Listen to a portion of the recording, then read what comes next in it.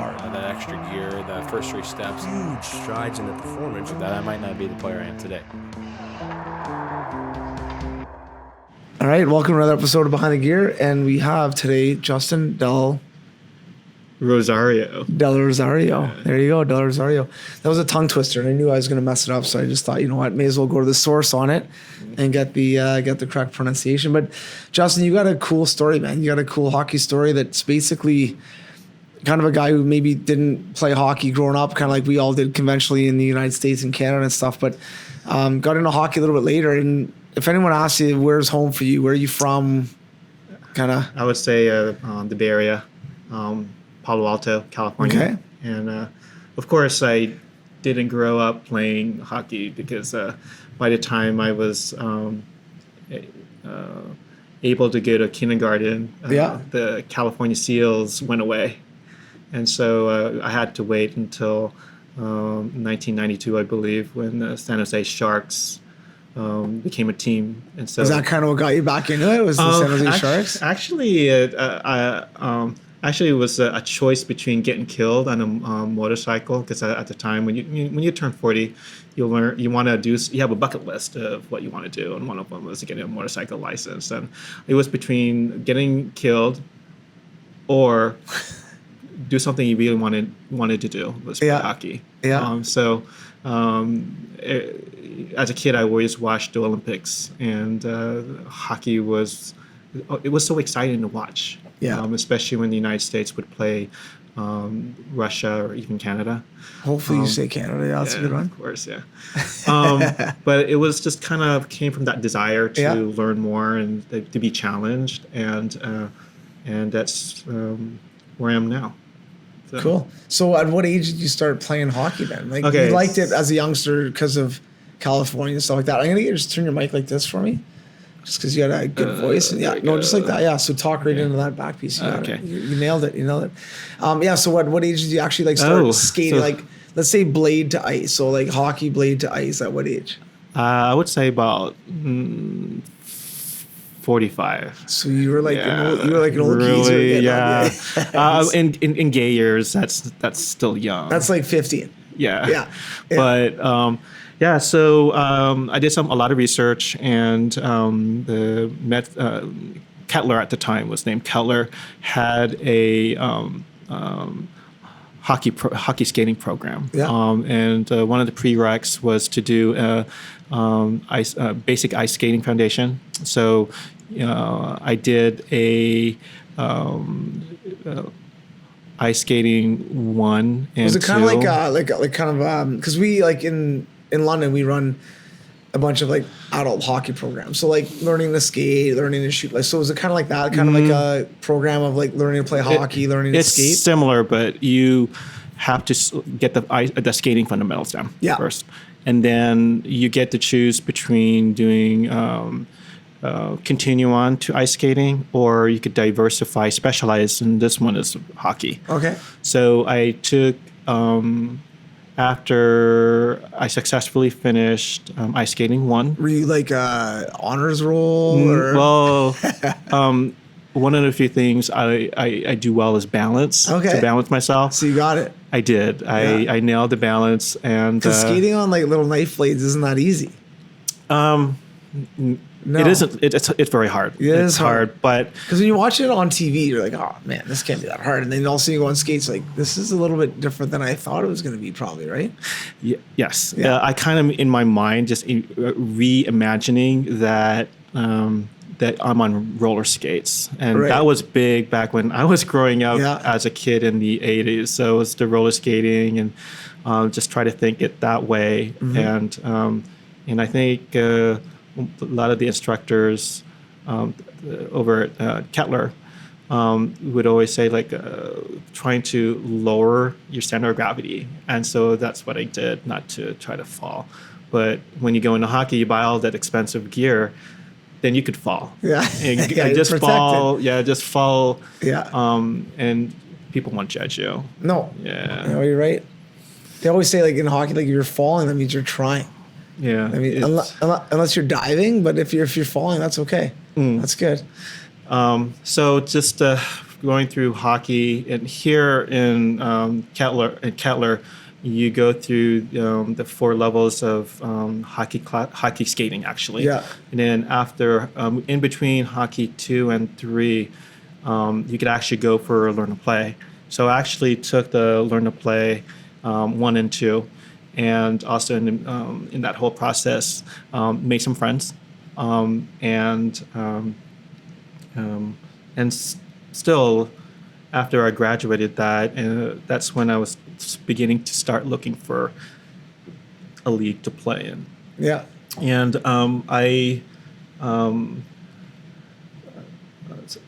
since I was looking more for a gay league, actually, because I just wanted to see who's out there and see if there was a team, because I found out that D.C. at one time had their own gay hockey team here. Yeah. And D.C. is very transient, and a lot of people get assigned to go foreign places or move around a lot. So D.C. is kind of one of those places where you are not permanent. You just have the PCS. In military speak, PCS is like you moving away to another place and start your new assignment there. Sure. But I mean, DC is very transient as far as there's a lot of government work, there's a lot of contract work, there's a lot of in and out travel. It's the capital of the country. No, but there's obviously, but there's a lot of like travel and stuff like that. And obviously you're gay, which is one of those things where but in hockey or in sport in general, when you think about the gay community, there's obviously tons of gay people that play a variety of sports, but when you actually go in the trenches and start to find leagues and teams, it's not that easy. You're not going to find your own other ducks. Like, so for instance, if I moved into St. Louis or wherever I moved and I was looking for a men's league, it'd be easy to find a men's league. If I was looking for for yourself, you're moving into St. Louis, you're looking for a gay men's league or a gay team, it's harder to find. It's hard, right? So you started looking around and found out that, man, there's not a lot for your community, or and which is, I mean, I guess a little bit kind of disheartening, but also it kind of put you on a different trajectory where you're it wasn't disheartening for me because I always keep a positive mindset. Yeah, but I mean, you kind of went on, like, a lot of people are like, okay, whatever, maybe I won't play hockey, but you didn't do that. You didn't take that take. You're like, okay, well, I'm gonna push this a little bit. I'm gonna see what I can do here. I'm gonna do my own shit. Yeah. Perfect. So the cool thing about this is that the team that was the gay hockey team actually went to the gay games in Paris, I believe it was. And how many years back was that? Oh, I think it was the early century, 2000s. I think. So it was a little while ago. It was a little while ago. When you started this whole thing, yeah. Of course, when people move on and they don't have a viable backup. Yeah. So it just people moved on. I would say, like, probably age-wise. Yes, and ability. But I mean, you think about almost 20 years ago. Yeah. So you'd have, they're like 60. Well, right now, did you meet up with any of those people that played in those? Actually, there was. There's a very viable hockey team, gay hockey team out in New York. It's called the New York City Gay Hockey Association, which GHDC has a very close relationship in terms of just advice. But anyways, there is a person that I met there. Okay, so just so you know, this is no, you can hit it. Okay. But in a locker room, right? So like in a pro locker room, if you grab your cell phone in the locker room while someone's talking and you're that's a fine. Oh, is that right? Yeah, so you're gonna get fined. That. It's fine. No, you keep looking away. I don't care, because you're just gonna get fined, and the fine goes in the fine jar. We'll put it in this right by this water bottle right here. It's gonna cost you $20 to use your cell phone in the locker room. Or if my husband always complains to me being a phone, especially when you have to like deal with players who are trying to post new games. Or just do like hockey business. Yeah. It irritates him. But anyways, don't give him ideas. Okay. But his name was Todd Porterfield, and he has a lot of there's Todd Porterfield and Kevin McGillis. Okay. And they were the ones, the original members that played with that hockey team at the time. So it was really cool meeting Todd. And Todd played pro. Like Todd played college hockey, I think, right? Todd Porterfield, I don't know. Or Gillis did, sorry. Kevin McGillis, yeah, he's based here actually. Okay. So when we were starting Gay Hockey D.C, we approached him for kind of like a connection with the past team, and it was people go through life, right? And then a gay marriage happened. And so they start legitimizing officially their relationship and start having their own families. Kind of really interesting. But with Todd Porterfield, he still owes me a lot of the original history of the gay hockey team that existed once here. So NYC GHA is actually, I think, other than Madison Gay Hockey Association, that's in Madison, Wisconsin, right? Yeah. Right. So if I have my mind correct, I think NYC GHA is like the largest one. Okay. I'm not sure how old they were, but I've met Jeff Kagan, who was actually the person who founded New York City GHA. And I think he started it in the late 90s. Yeah. So I was kind of inspired by his story, by reading how he started this, and it grew from a couple of teams, and I think they have several teams, and they actively play and actually travel. Cool. And so with the gay hockey circuit, it's actually pretty vibrant. You have Boston Pride down in Boston, and I would say the Boston players are, I would say they're just kind of, my husband's from Boston, so they're very aggressive. Their play is very aggressive. They kind of models themselves from the Bruins that's up there. Right. But it's kind of interesting because Brad Marchand is their ally, I believe it is. Okay. And of course, but just by observing their play and how hockey in Boston is played, is pretty aggressive. Yeah. Which is really good. I can see that. Yeah. Yeah. And like New York City is just kind of like brings people together. And it's kind of really cool to see a more of a diversity in terms of a lot of women. There's a lot of straight people that actually play on gay teams. Yeah. So it's really cool to see that diversity in a team. And I think I do see I do see a lot of representation even in the beer leagues. Sure. With actually not much with the gays, but more women. Mm-hmm. And with the gay hockey leagues, I think you see all kinds of people, which is really cool to see a different diversity of players and skill sets and stuff like that. And now let me ask you this. So if I was like a straight gentleman coming in to play in your team, or a straight girl coming in to play in your team, how accepting is it in the gay community for a straight person to come in? You know what I mean? Like, let's say I want to come in and play. Like, let's say you guys are doing a scrimmage from 3 to 4 on a Friday afternoon, and my buddy who's gay is like, "Hey, why don't you come out?" I'm like, "Yeah, I'll come out and play." Like, how it would guys, girls that are gay, lesbian look at me a little bit differently? Where they'd be like, "Yeah, let's play. Who cares?" Or is it because I know you know as well as I do. If I brought my gay buddy out to play with a bunch of my straight guys, half of them would be cool, half of them would be like, I don't think people care anymore. Yeah, honestly, which is great. Which is awesome. They don't even ask. But you'll. I mean, depending upon I think it's just more focused on the game. Yeah. Actually, rather it's just you don't have time to think shit like that. You go out there in the ice and you play a good game. Yeah.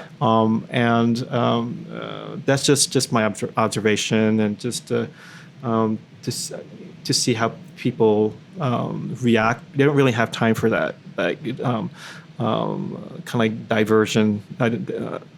diversionary thought of like how are they going to feel. And I kind of think what's really cool about hockey is that I would say it's non sequitur. It's just doesn't matter anymore. Yeah. This just really it's actually a pretty good observation, but it's I would say, especially towards trans, I can't speak for the trans people and how they feel about it, but from a gay guy's point of view, I really don't think it's that nobody cares. Yeah. No, which I think is great. I think it's respect. It's all based on the foundation of respect. Yeah, if you're playing the sport, one of my folks told me that hockey is it's a gentleman's sport, and I think we were talking about that that double cross check that the St. Louis Blues did, and we were just debating upon that. Overall, I think Hathaway spitting, and I think it's not to that drastic that somebody would say the word faggot. Yeah. Right. I personally have not heard it, or but it's just one of those things where even the word gay is not now political, and so it's trying to be as much inclusive, and I think they have to some degree are very cognizant of the new reality now, but I think it's probably that whole era is as different as when the famous hockey players like Wayne Gretzky's time. It's probably totally radically different now, and I think with having I think there's a couple of out players that just recently came out. One in Denmark, I believe, is goalie. Okay. And then there's I think one in Sweden, I believe, one of those Nordic countries, and I think it's possibly a good time to hopefully that an NHL player would actually feel more comfortable, but I totally understand that it's not there yet. No, it's tough. Yeah, and I agree with you. I think it's one of those things that I don't think it's there yet. I think it's probably close. I still think, though, and this is just my opinion, but I think it'd still be hard. It'd be really hard for an NHL, like a current NHL player, to come out now. I still don't think it would be, and this sounds terrible, but it's one of those things. It's a male dominant sport. It's an old school sport. It's something that I think over time it'll change, but for right now, it's definitely it's not that the level, because you have a lot of, even like an NFL, you have that black football player, I believe, came out, and all of a sudden, like when it just, I'm not sure if it was just because he came out, and it just, you don't hear much from him. No, I don't know what his name is offhand, but I think like right now with the new generation of Connor McDavids and Sidney Crosby, you hear a lot of support from the NHL players, and in fact, when I was invited to go down to the New York City GHA, Colton Orr was one of the guests that I met with, and Andrew Ferenz as well. So it's really cool that the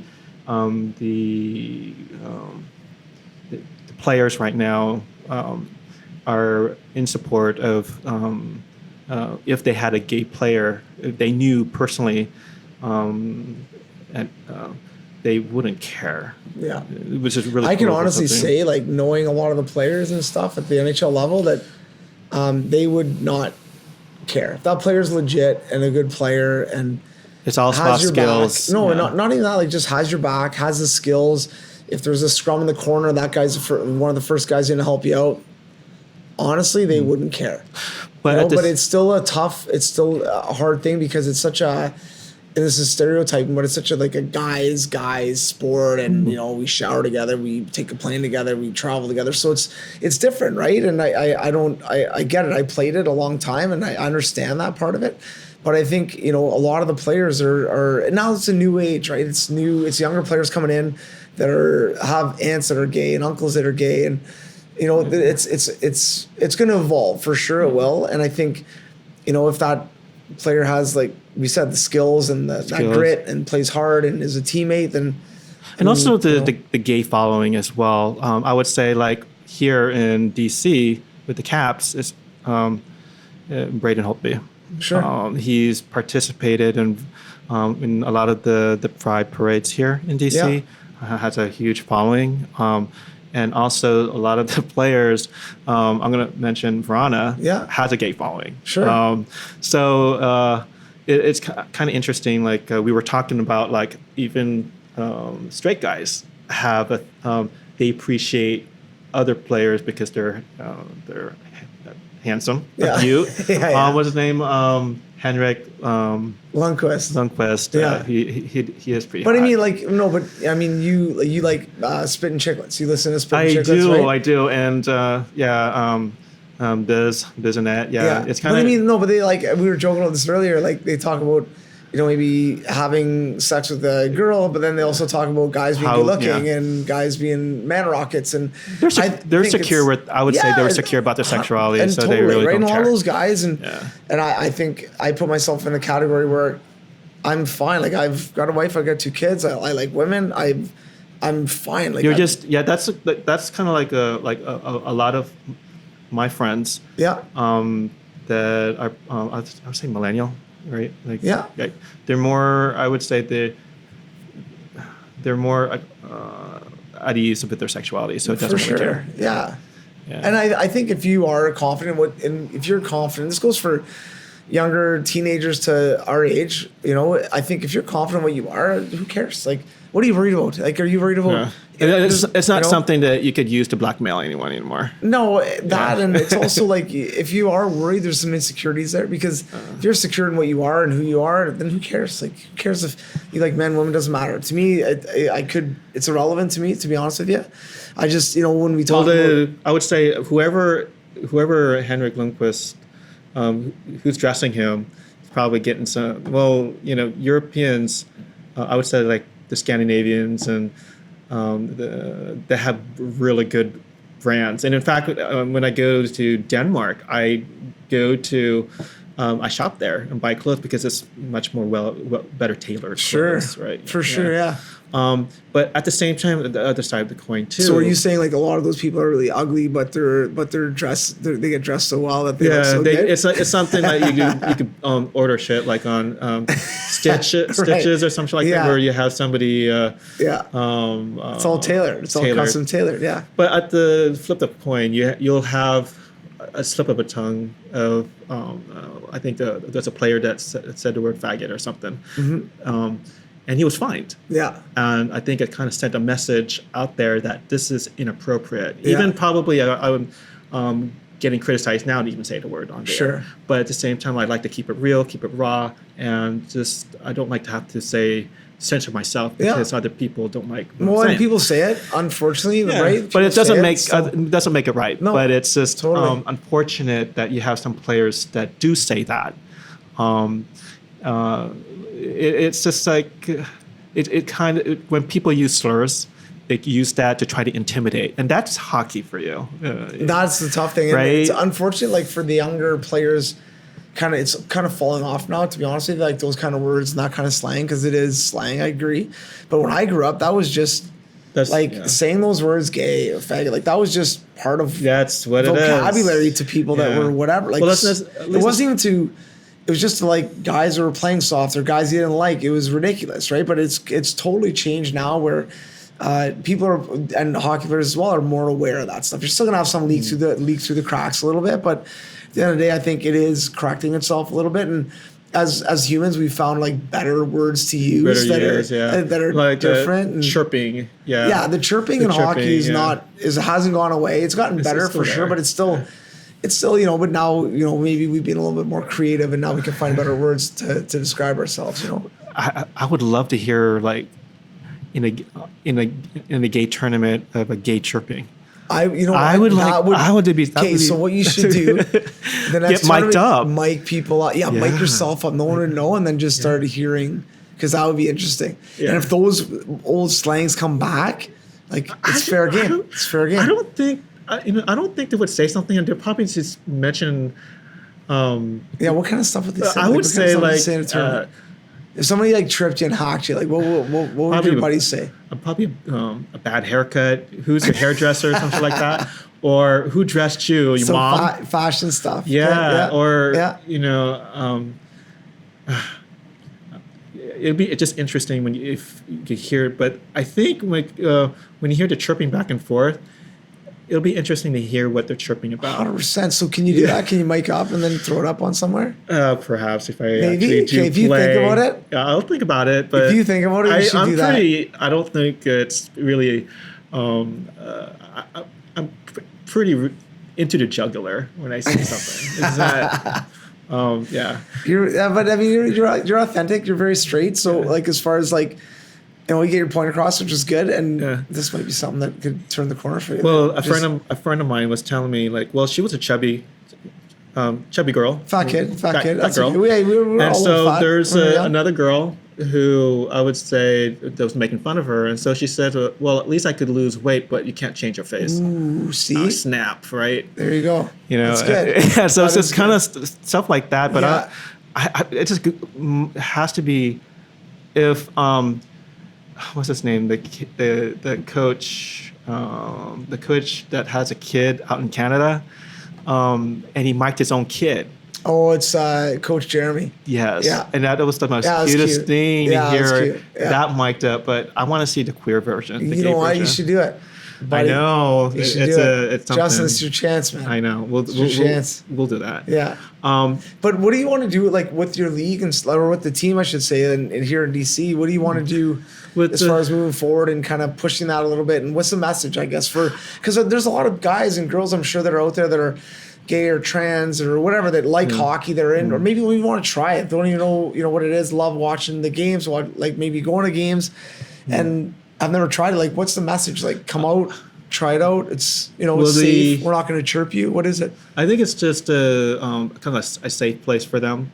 So you're not going to chirp them then? No. And you're not going to mic up. You're not going to mic up when they first come out. I'll mic them. I'll mic them when it needs to be done. Okay. Like, yeah. But it's kind of really cool you said that, because if you remember that there was I believe a University of Pennsylvania or he I think it was outed, I believe, into I'm not really, I don't remember the Voigt Demeester, I believe. Okay. There was a story about him, but about his own experience, because he's at that NCAA level. Sure. Right? And most of the players, the gay players I know, are at that level. And so their experience at that time with their peers, the bullying, I believe. Since I don't play at that level, obviously, it'd be. I think it was probably. I'm not him to really speak about this, but his experience was totally different. Probably. Yeah. So, having that level, I think is kind of why that gay hockey was formed. It was kind of more of like a safe place. A safe place. Out mm-hmm. And and also at the same time to build momentum to play with other teams. And so when I started Gay Hockey D.C., I started with just a group of guys that I knew, especially he isn't here today, Matt Rosenthal. So he and I actually met at a Jewish speed dating. So gay Jewish speed dating. Okay. So yeah, it was just like it's kind of like crazy. It's like gay Jewish speed dating. I'm wow. Jewish, so no, that's fine. So but like those are three cool words together that are not really together that much. It's really cool because I knew that he was involved in gay hockey, or no, just hockey, because he wasn't. He was involved with the Maccabee games and also with. He did some coaching as well. Okay. And so through him, I was able to meet other folks that play hockey, and just rounded up some players and getting the word out. There is in New York, there is like a group of sports. I think one in New York is Stonewall, I believe, and here it's called Team D.C. Okay. So they have everything from kickball, rugby, gay guys, and plus straight folks like to play too, because they're friends with them. Sure. So I got a lot of help. So there's a lot of communities, obviously, in any city, right, that are doing this kind of stuff. And then for you here in DC, figured out there's a bit of a hole in hockey and kind of started this whole thing, which is great. And I mean, obviously, you'd love to get more membership, like not even membership, just more people out, more people trying it out, and more interest, people. Yeah. And so it's just, I have a lot of people that ask how can I get involved? Yeah. And I always defer to them to start, building the basics, ice skating basics, as well as go through the program at their nearest hockey rink. Yeah. And they do have, I think USA Hockey sponsors programs. Yeah, for sure, for adults, and Yep. So a lot of the momentum from what NHL is doing really well is democratizing hockey. Yeah, hockey's for everyone, right? That's the big thing right now. Don Cherry got whacked for. Yeah, well, the Don Cherry one, I'm not on the fence.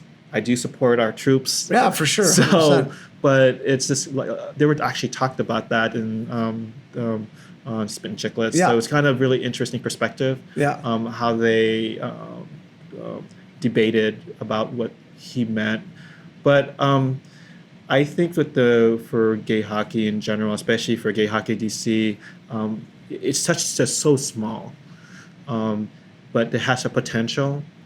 That's the reason why I formed a work league, No Such Hockey. So I formed it over the summer, and just by word of mouth, and several, I would say, a few months later, I was able to get at least close to 60 people, 60 so you got players. 2-3 teams right now, then Just probably, right? 2 teams right now. Yeah, so 60 players that kind of come in and out, basically, right? Yeah. Yeah. So good, basically, and in Canada we do this all the time, but you got a good pickup game at work. Yes. Every Tuesday. Yeah, right? I would say I like to organize shit. So especially you incorporate bench app or anything similar like that, and plus you gotta be making inroads with the ice rink managers for sure. Because they'll give you rates. And so for your full-time job, how much time do you spend on hockey? Let's not talk about that over. No, that's far remote. But it's funny though, right? When you organize a men's league team or whatever it is, right? It doesn't matter what it is, women's league team. Man, it consumes you. You get stuck. Doing that's a lot of stuff, right? That's the reason why the husband doesn't like me on the phone. But it's really cool because. So you're gonna get fired and divorced? No. That would never happen. With the No Such Hockey, we have 60 players, but only half of them are very active because a lot of them, they're busy. Sure. A lot of them have kids, the young kids. Yeah. A lot of them are also travel all the time. And so the folks that do come out, they are, I would say, really great skaters. Yeah. And they know that I have least experience with it, and they also share what their tips are. So it's kind of a great opportunity to learn from them. So I would say a lot of them are at the A and B level, and the C and D as well. So actually, I divided the team into A and B and C and D. And to be a little bit more competitive. Perfect, yeah. So, in fact, we're playing with Secret Service. The Secret Service, and within here in DC, you have the Secret Service and FBI. They have really good competitive hockey teams. And then also here in DC, you have the firemen, the DC Metro Police, and also they play in the league. Yeah. So amongst us, we do the same thing and try to build that bridges. Try to talk to their organizer. Cool. And one of the really cool things is trying to use hockey as a means of awareness. Yeah. Especially with regards to knowing who we are. And in fact, what's really cool is that we have 5 Canadians, we have a handful of Canadians, and of course, the standard between the Canadian play versus here in this country is a little bit different. It's like I was kind of a little concerned if I do go to Canada and compete, if my D level would be a little at the B level. So it's kind of one of those things where it's just, it's good to learn from a Canadian. Sure. Yeah. Well, it's different. Like now, the States is growing a ton in hockey. It has a lot of Canadians on the team anyway. No, but I mean, like, just as far as like, NHL level, but I mean, the development, the minor hockey roots in the U.S. is phenomenal. Phenomenal. Like, even like, after doing some shinny on Sunday, there was a team, the D.C. The Caps Junior. Okay, yep. Right, and they played some team like Long Island Royals or something, and me and a buddy of mine were just watching them, and they were like, you talk about really good. They were like very, very good. It's as though you're watching an actual NHL level game. They were just so like aggressive. Yeah, which is great. They were not. They cannot be NHL level. They were. No, I know what you're saying, because the young kids now are good. Like they're talented. Yeah, very talented. Yeah. And I think that's one thing. Like across years ago, Canada was just good because we were proud. We all played hockey. It was a way of culture up there, really, like for most of us, right? And in the States, it wasn't. And over the years, hockey's become bigger and bigger and bigger. And now you see it in like DC and in California, in Michigan, like everywhere. It's growing, and there's more people and there's more money as far as just putting more money in development. So you're seeing, like you said, the games you watch, like your young kids that are good, like their skill set is so good, and it's just like it's fun. Kind of like a Connor McDavid. He's okay. He's all right. Yeah. And it's just like you could see the future. With these kids, and I hope that includes like if they are. One of the few things that when I would like to send a message out with gay hockey is to let younger players know that there are people who are different than they are. Sure. People are not wired the same way. Yeah. So at least I think having that generation learn about that how bullying really takes a toll on people. Yeah. And I would say like with the it's really good to see within gay hockey circuits, especially with a lot of inclusion of straight folks, and it's just one of those examples where hate doesn't build bridges. What builds bridges is when you go out of your comfort zone and you meet people, and when it's a camaraderie with hockey that is, I would say, a little bit different from the other sports. And also one of the few things is the players are also at the professional level. The players are also very humble, I would say, and they do really wonderful things, especially with philanthropy, and taking the time to sign like a hockey stick. It's just those small little gestures that makes a difference in its fans, its fan base, as well as people in general. The future. So I don't know exactly who the first gay hockey team is in this country, but I know in Canada there are.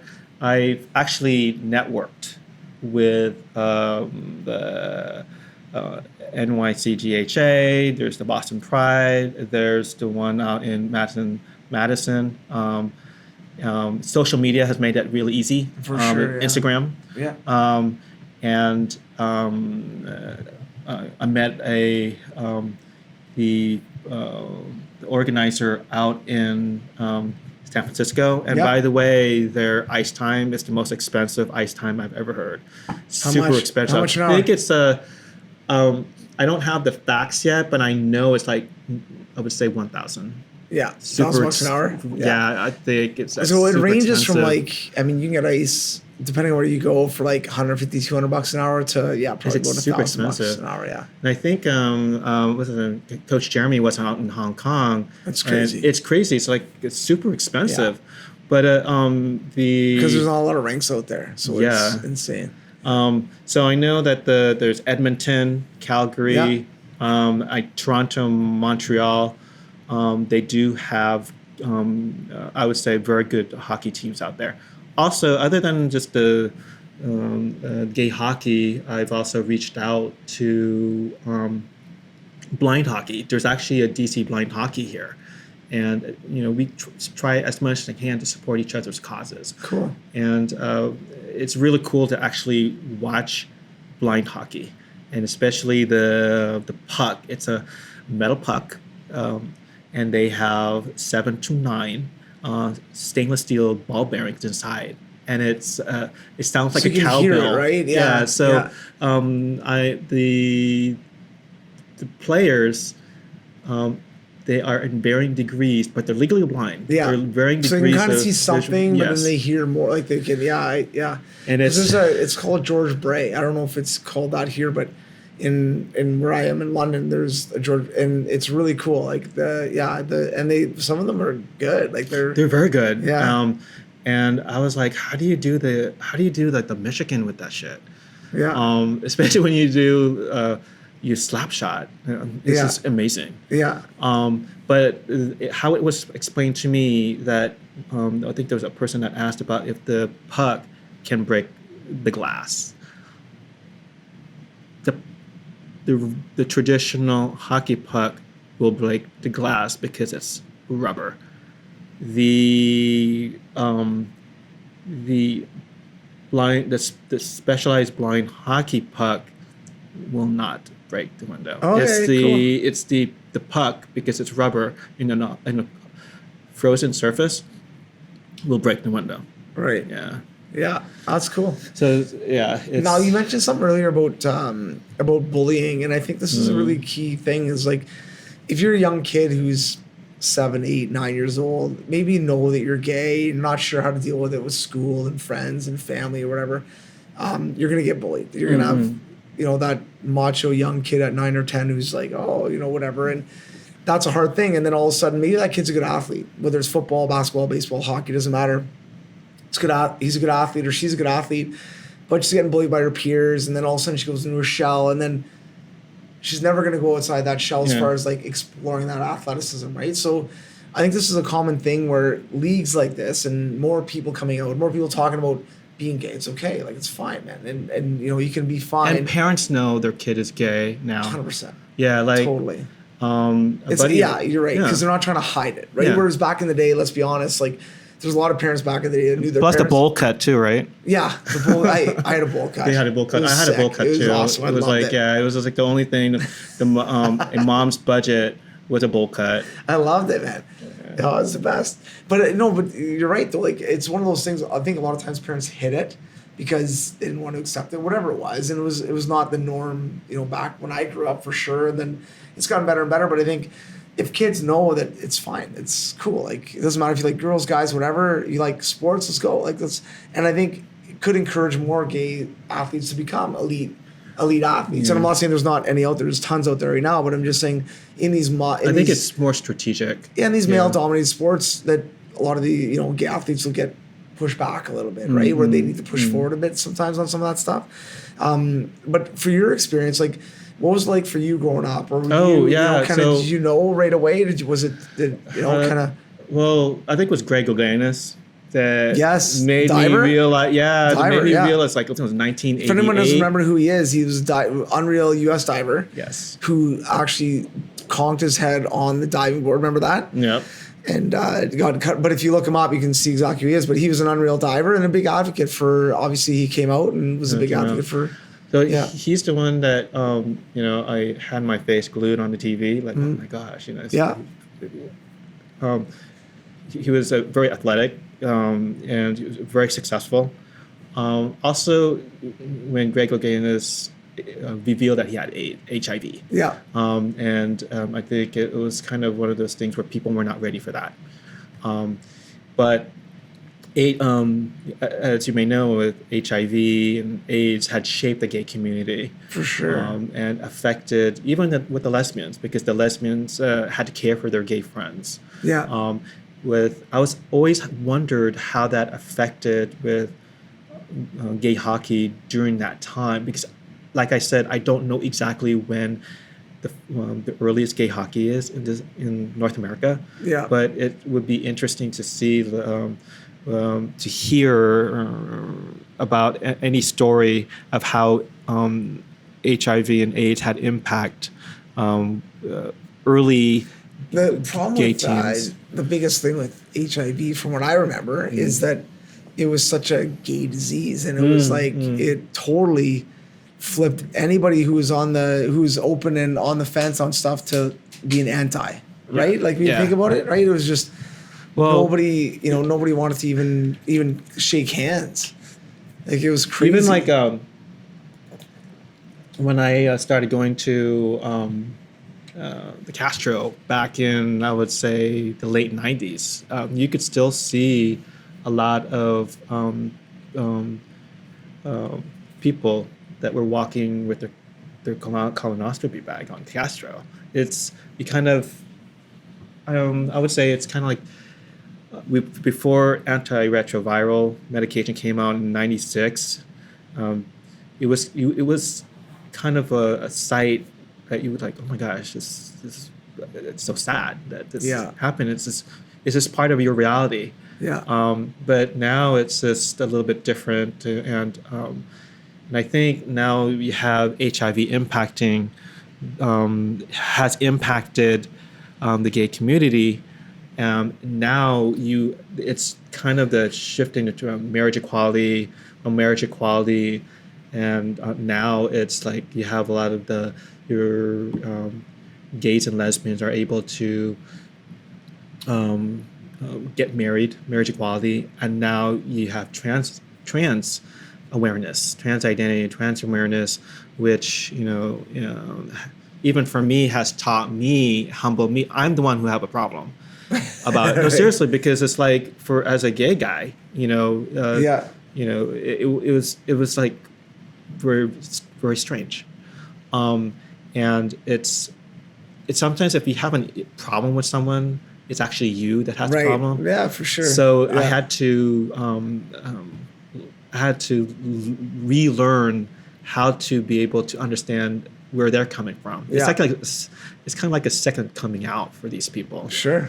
And also, I have always be reminded that the level of respect is utmost importance in any type of human relationship that people have with other people. And for GHDC, we do have one person who is in transitioning. It's a trans male. And so it's like when you go to larger cities like NYCGHA, and then in fact Boston Pride recently had their a trans tournament, which is it's very significant. And so it was I would say momentous in the sense that it marks history of for sure.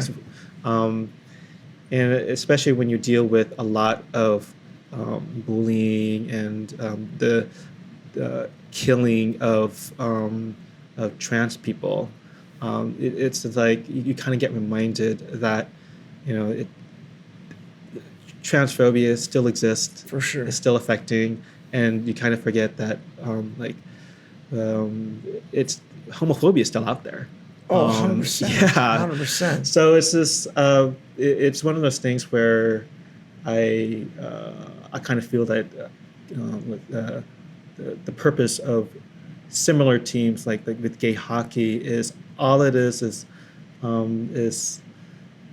representation is very important. Yeah. And knowing there's a place out there for people, even for there's straight people that come out because they have a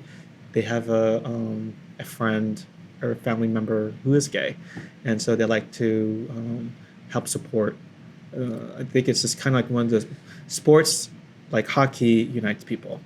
Yeah. And let's be honest, like I've been to I've grown up, even my whole life, I've had friends that have been in, either gay or had friends that were gay, and I've spent New Year's at gay bars and things like that, and like it's fun. How did you manage? Let me ask you. How did you manage if there's somebody that was cruising you? How do you manage that? Like a gentleman who's trying to. Another gay guy. I'll tell you a good story. I was. This was years ago. I lived in downtown Toronto, and it was Gay Pride, right? And my at the time, I had a girlfriend who worked for Molson, which is a big beer company in Canada, obviously, right? So she was at the Gay Pride. I went down, and this was 2 years in a row. I went down, and it was unbelievable. The parade is awesome. It was really fun, good party, whatever. And I was waiting for after, and I was walking like up the street, and I had a gentleman come up to me and it's for anyone who hasn't gone to any kind of gay pride, it's awesome. But were you kind of cautious or? No, I was. Well, you Canadians are a little bit more. Well, accepting. and I've always been like, I'm from a family that's very like liberal, and like gay, straight, I don't care. It doesn't matter to me at all, right? But I had a gay gentleman like who's drunk and having fun and having a blast, and I knew like. It was one of those things. It was like if someone's having a 40th birthday, like this is their night, man. Have a good time. So you're having a gay pride parade, like this is your time, man. Have a good time, enjoy it. Well, this gentleman's like, I'll give you double what you made tonight to come home with me. And I'm like, God. Yeah, I was like, I was sober. I was like, what? He's like, I'll give you. So I was like, was he older? Oh yeah. Oh yeah. Yeah. And I was a smart ass. I'm like, I made 15 grand today, which I didn't. I was not even working. He's like, I'll give you double. And I was like, And I was like, no, like, obviously. That was pre. That was your Grinder, right? Yeah. That was pre like right around like cell phones. Like we didn't have a lot of apps back then. So, but it was one of those things. It was I bet yours was either Nokia or Motorola. Yeah, it was some kind of egg shaped thing. But it was it was one of those things back then where it was. That was their time, like at that kind of a festival or that kind of a parade. It was their time. It was fun. It was like their time. I mean, like it's if you're gay or lesbian, like enjoy it, have fun. And it happened to me twice, and I never had an issue with it. It was fine, and the guys were cool. They were great, But it was I have a lot of respect for that community. To be honest with you, I have a sister who's gay, and look at the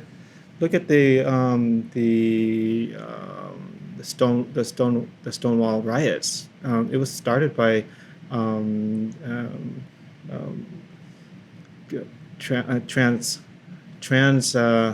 ladies with high heels, and they're fighting being bullied by the police at the time. Really? Yeah. So it's just there's a movie that just finished their run called The Deuce.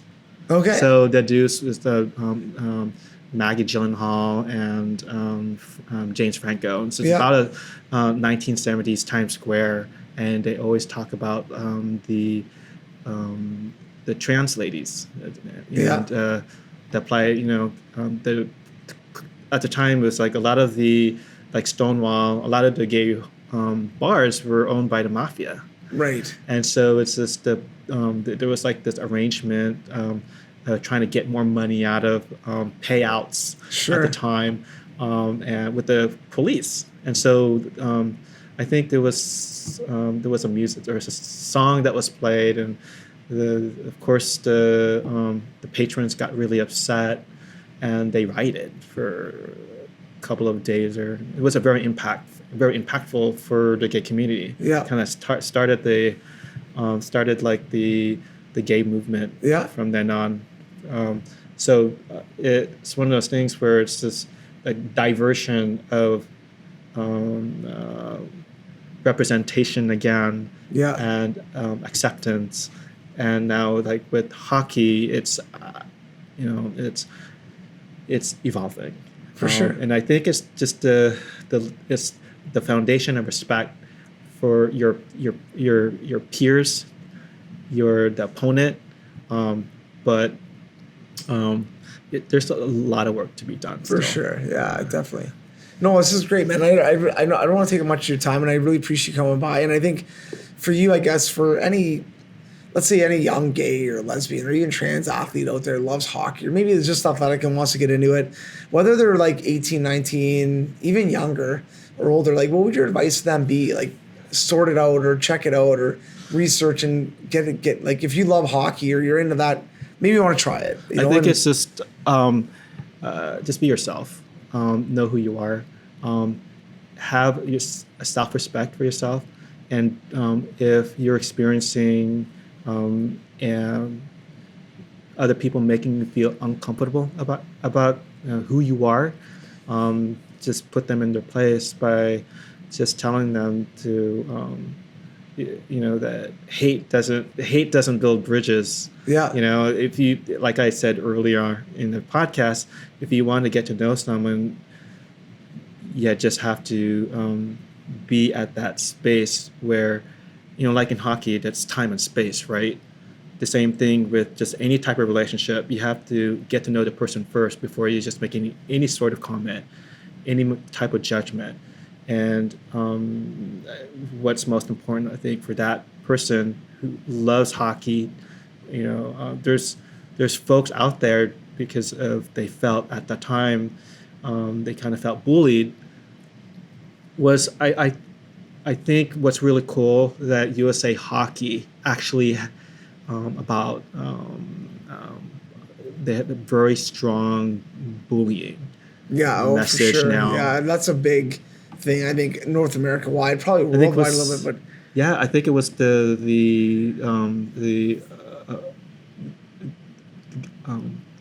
especially if it's a gay slant. Anything. Yeah, if you said to another boy or girl like, "Hey, hey, you're gay" or whatever, like that would be suspension. Yeah, like, that's what they're very strict on it, which I think is good. I think it's good in certain aspects. Definitely, I think sometimes it may like the bullying. To me, bullying is a tag word right now, and sometimes it gets used like really quickly, and it's inappropriately used, meaning parents jump on it or kids. I was bullied today at school, and then mom and dad freak out and have no idea what happened, right? So I think it's one of those things that's it's a good thing that we're more aware, 100%, but it's also sometimes at certain points it can be overused. Now, in hockey, if you're using slangs or using like derogatory comments, I think it should be addressed appropriately. Yeah, there's a big difference between actually really good creative chirping versus calling someone out because they were different from you. No, you're totally right. Yeah. So maybe go on the creative side. Yeah, if you want to, if you want to be creative, like also we were talking about earlier on about like your chirp really chirping. Was perfect. When you have like, I'm just so curious now. Like, what do you have? Two gay hockey teams. And then what is the chirping like? Yeah. Right? So it's something. You have to mic up, man. It's a challenge now that I need to tell. Yes, you have to check it out. So just the moving forward with gay hockey, it's growing. It's especially when I think it's also the improvement of the content and the programs, right? Yeah. There's I think NYCGHA has the Chelsea Challenge. So it's actually the Chelsea Challenge. It's almost like I would say. It's like the competition with a lot of the gay leagues. Cool. Even Canada, the teams would come down to play because it's New York City, mixed in with, I think it was Stonewall Pride was last year, the 50th anniversary. Yeah. And then now it's just a great opportunity and excuse to go join Gay Pride. Awesome, yeah. So it's just, I would say it's like almost a great tournament. I would say NYCGHA, there's Boston Pride, there's Upstart, which is GHDC. There's also the one in Chicago, Toronto, Montreal, Edmonton, and I believe Calgary and Vancouver. All the big hubs in Canada would have it. And I think for anybody out there who's young, like... In San Francisco. For sure, yeah. But I mean, seek it out, right? Look it up, seek it out, and go check it out and see what you think. And, like for guys... like you who are kind of running the league a little bit or running the teams now, it's go out and check it out, right?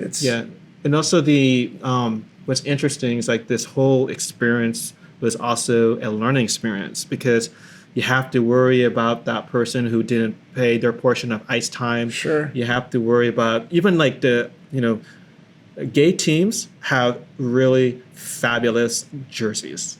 Just let you know, so the Boston Pride one has that magical unicorn, and I think the Edmonton Rage has an awesome uniform as well. And so the style's good. It's just like having an Italian like designer like Prada or Gucci to actually design something where creative. Like a bunch of straight dudes go out and you got yellow and purple and pink against black, gray, and white. Like we are ridiculous. It's actually really good. That is good. That style's important. The style's important. Style's important. I like it. Yeah, it's good. That's really good. And where can people find you? So if someone's listening to this, maybe they're in DC area, maybe they're not, but maybe they want to reach out and say, hey, listen, Justin, man, I want to see like, hey, what's going on? Where can I check out? Where Gay Hockey DC.org. Okay.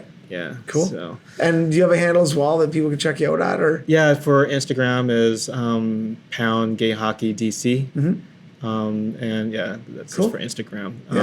Yeah. It was a wonderful experience so far. There's a lot of room to grow. For sure. And also a lot of new content, especially with my regular work league. A lot of really good opportunities. In fact, we're going up to Canada to Montreal. The third anniversary, the Public Safety Canada. Cool. They always have tournaments around this time. Now, what do you think your odds are winning the tournament? Like, we'll see. Well, or is it more about just having fun, socializing, we're just about having drinks? fun. That's the point of hockey. Yeah. There's people are interested. I could always defer them to. Well, that's cool too. If anyone's ring. interested in a tournament like that, that'd be something that'd be. It's great, right? Well, just be mindful that it's like that movie with Hugh Jackman. Isn't it one that he was the big top guy, right? I like the Best Man Show. Oh yeah. Right, Yeah, it's just like that. Yeah. I'm actually I do have a couple of guys helping me out, but in terms of overall organizing, bringing people together, directing and leading, it's me. Okay. There So you go. it's- That's why you might get divorced. You might have to leave the country. No, it's not gonna be that drastic. No, I'm kidding. No, it's great, man. I really appreciate you coming on, and I think it's a cool message, and I think it's something that hockey is for everyone. That's a big thing that the NHL is pushing, and then I forgot to say, yeah. Pride Tape is It's Canadian. Okay. So when you see like a lot of the twigs out there with rainbow tape, that's Pride Tape. Yeah, for sure. And also You Can Play. Also, it has an association with Hockey is for Everyone. Yeah. Pride Tape and You Can Play also has an inclusive message out there. Yeah. Fighting against bullying, homophobia, and trying to make the game of hockey for everyone. Yeah. No, it's awesome, man. Thank I love you. it. It's great. Thanks a lot for coming, man. It was Thank great. you. This is good. Yeah. Very good. And hopefully you win the tournament. Like, hopefully you don't because you're from Canada or you're from the U.S. We like Canada. We're Canadian. I mean, but I guarantee if you go to Montreal, you're going to have a blast. That city. Have you been to Montreal before? I have never been. Dude, I hear it's like a little bit of Europe without having to worry about pickpockets. Yes, you are going to love that place. It's unbelievable. It's honestly a wicked city. Yeah, you'll have a blast. Toronto or Montreal? Montreal's better. Like, Toronto's awesome. Toronto's great. It's big. It's a little bit bigger, a little bit more fast paced. Yep. But Montreal's fun. Like, the nightlife there is great. And so my blast. buddy out in New Brunswick was telling me, I asked him, Toronto. I know that Toronto has the Hockey Hall of Fame. Yeah. But Montreal is very quaint. It's actually has more awesome. culture. It's cool. Way more culture, for sure. Toronto's like way more multicultural, like, which is awesome. Like, you can get pockets of whatever you want. Like, you want Chinese, you want European, you want Italian. It doesn't matter. You got everything. It's just like Grubhub. Yeah, but Montreal's like in the nightlife. Montreal, it's friendly, it's cool, it's good. Yeah, you'll have a blast, man, for sure. Thank you. And welcome to Canada. if you can cross the border, customs. Yeah, exactly. Good luck with that. Thank All right, you. thanks a lot, Justin. Thank Take you very care, much. buddy. All right.